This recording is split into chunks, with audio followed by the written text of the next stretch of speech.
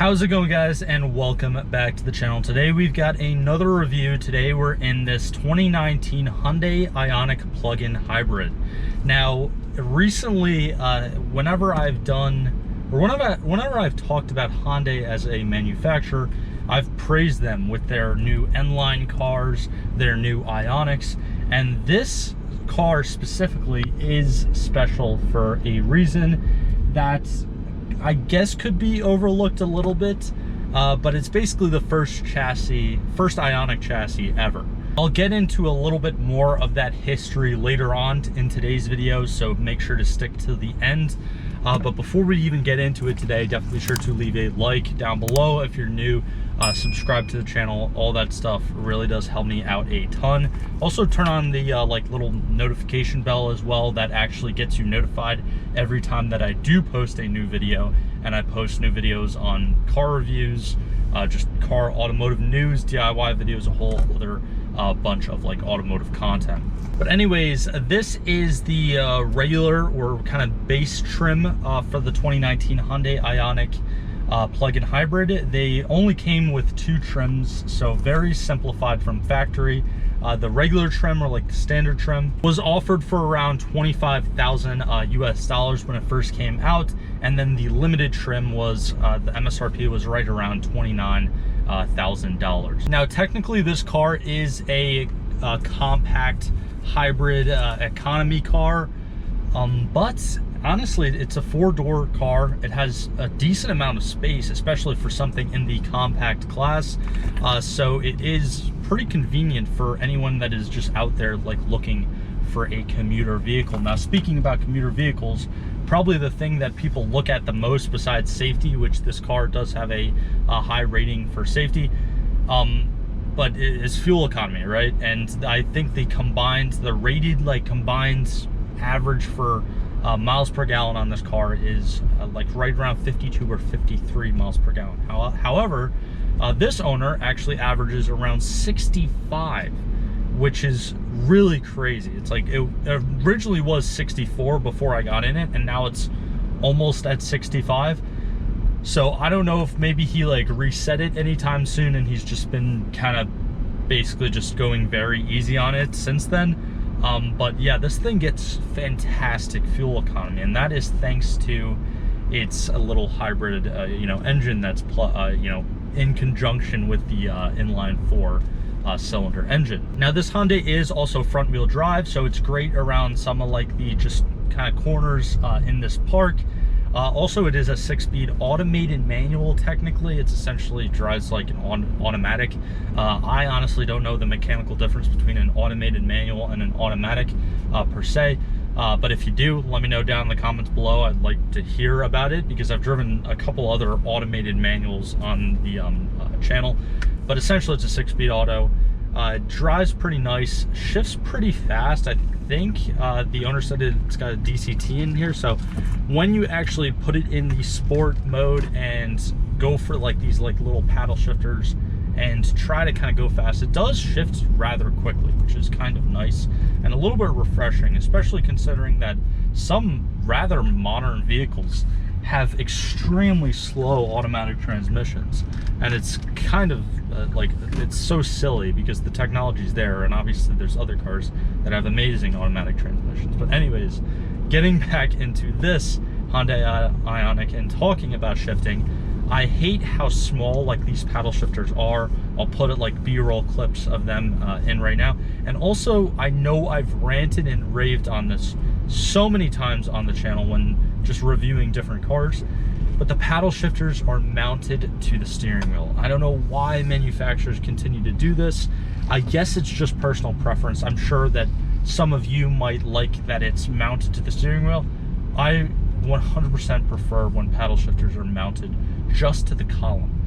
If I'm turning and I have it in a manual mode or in a sport mode and I want to be able to shift, I'd like to just know where those paddle shifters are. I don't like them moving around on me, and because of that, and considering that this car only has around 140 horsepower, I'm just driving it in the EV mode today for the most part. I'm not really going to be showcasing the sport mode or the manual mode. In the POV driving video I will, but it's not anything too crazy, to be honest with you. This car did come with 5 different exterior paint color options for the body. This one is just the regular factory white that comes with it, and honestly it looks kind of good, especially with some like the black badges and like the black accents around the exterior. Also does have 16-inch alloy wheels. They do come standard, whether you get the base trim or the premium trim, you get the same wheels, which I think is a little bit weird. Normally the biggest thing that like you see with different trim stuff is the interior accessories as well as wheel changes, but not with this Hyundai Ioniq Plug-In Hybrid. And then for the interior, you had 2 different color options from factory. You either had a tan interior or a black interior. Now obviously this one is the black interior. It's not the best interior, but it's not the worst interior out there. It's not really that bad. The leather for the seats could definitely be a little bit better. You could feel that it's like a cheap kind of like synthetic leather. But again, it's an economy car. It's meant to be affordable. It doesn't have all like the bells and whistles. It still does have Apple CarPlay. It still has a pretty good infotainment system that is touchscreen. It still has like an aux, a USB, 2 12-volt battery, like little plug-in things. And also I think it does have Bluetooth for the audio, but I wasn't able to actually find it, so I might not. But it pretty much has everything that you'd want. It has like the dual climate controls and everything, so that is nice as well.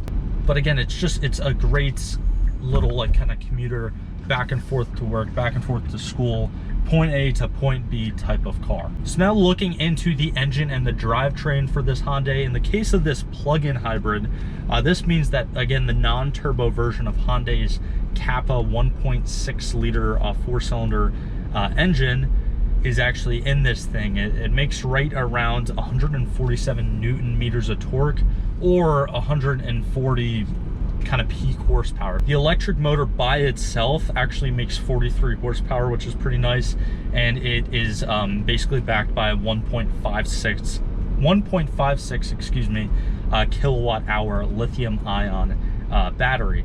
Now this is just a typical kind of like 1.6 liter 4-valve per cylinder double overhead cam engine. It's just NA again.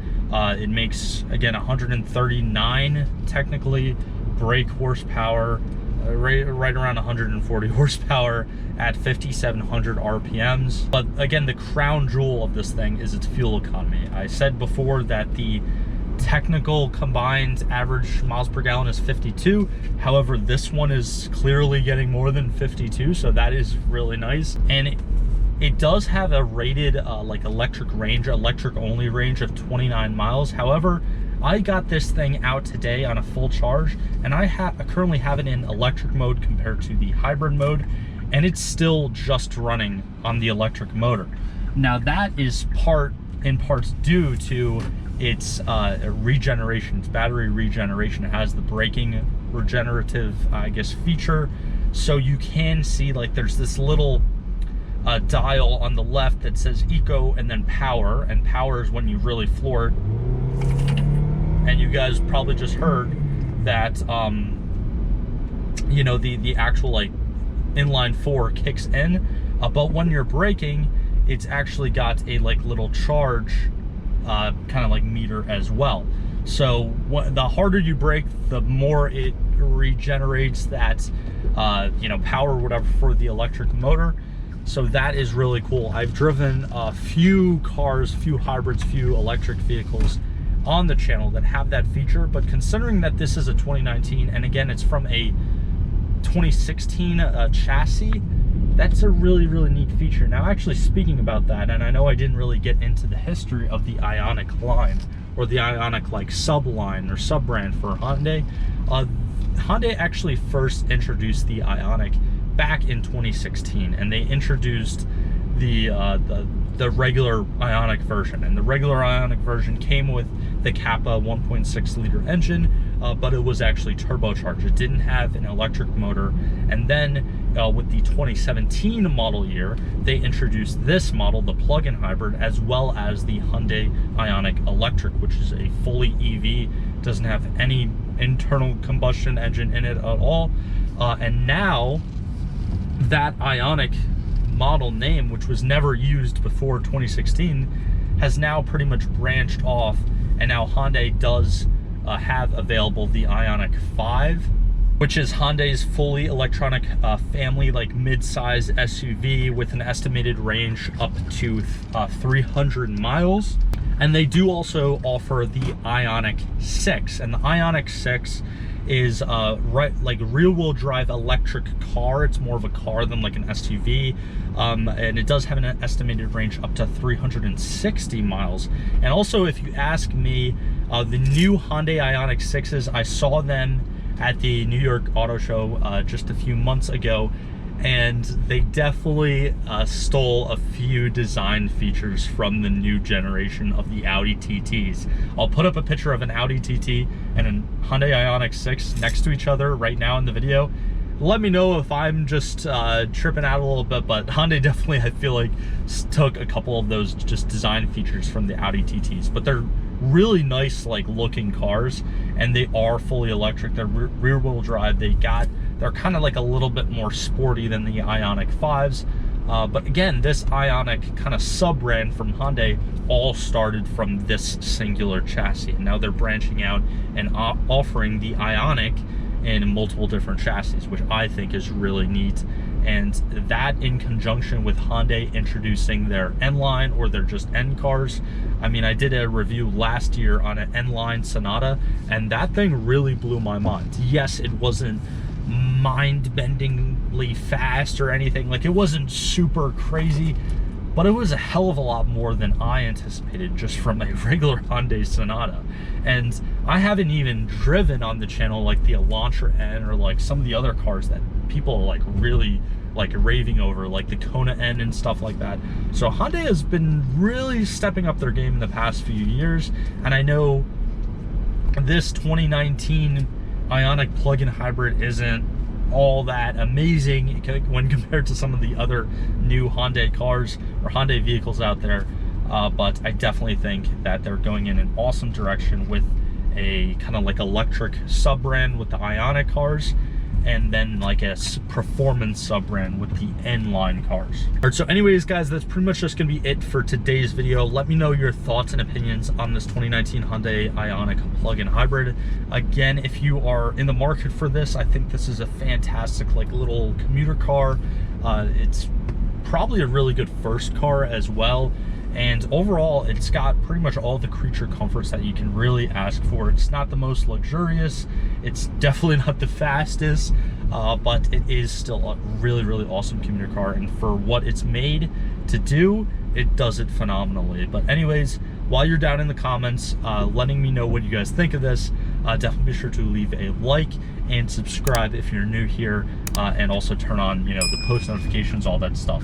Again, really does help me out a ton, and I really do appreciate all the support you guys have been showing recently.